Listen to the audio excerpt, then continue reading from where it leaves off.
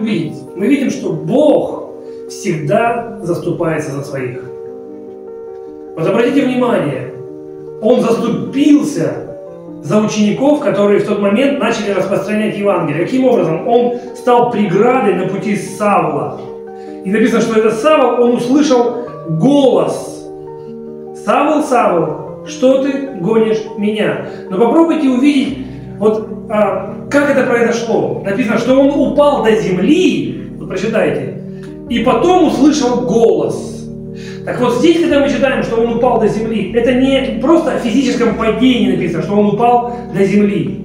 Что есть люди, которые сегодня важные внутри себя, они гордые, они надменные, они высокомерные. Вот такие люди голос Божий никогда не услышат.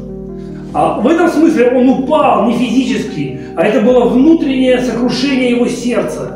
Упал до земли, понимаете, вот какой-то где-то в своей гордыне, и начал слышать голос Божий.